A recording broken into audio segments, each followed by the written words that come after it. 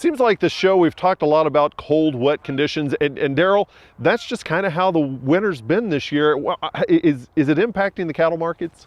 It will probably show up as some measurable impacts as we go forward. I don't know that we've seen it yet, but you know, we have a lot of the country has been hit with either heavy snow, and that's affecting a lot of feedlot areas.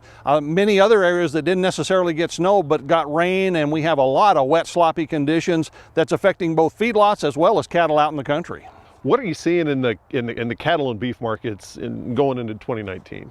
Well, as best we know at this point, we're still kind of trying to get a beat on the market. The prices we have, unfortunately, we're still getting prices at this point, are relatively good. We've seen some support, and again, you know, bad weather is actually a short-term positive for fed cattle markets. It delays those cattle reaching weight and going into the market. So, so we're seeing relatively strong markets there. I think from a meat standpoint, we're still trying to kind of get a bead on what the post-holiday period is, how good was meat movement, and that's going to set the stage then for beef demand here in the first quarter. So, you know, we're not 100% sure, but it looks generally pretty positive at this point.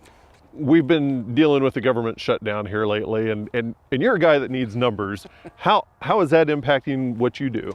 Well, you know, there's nothing more pathetic than an economist with no numbers to work with. So, you know, I mean, I miss it, but more importantly, the market misses it, and producers miss it, and that's what's important. What I do is just to try to, you know, help get that information to them and provide some analysis to go with that. So, you know, these effects accumulate, and so the longer we go on, we may eventually get all of these reports, but with the delays, and there's a lot of unknowns right now. So we missed many crop reports in January. We didn't send out the cattle surveys that normally go out in early January to do the monthly cattle on feed report, and more importantly, to do the January 1 cattle inventory report. We only get that once a year. We may get a partial mid-year update at times, but that January cattle inventory report is a very important one that really gives us a summary of what really did happen last year and sets the stage for what we can expect this year. So we really need that report. It will be delayed. I presume at some point we will get it. What does all of that mean for the Oklahoma ag producer? Well, I think right now, obviously, we're working with a more uncertain environment. We're probably going to see a little more volatility in these markets. Again, fortunately, we are still getting price data. What we're missing is the production data, if you will, the survey-based data that NASS does, those kinds of things. And so I wouldn't make a lot of drastic changes in your plans at this point.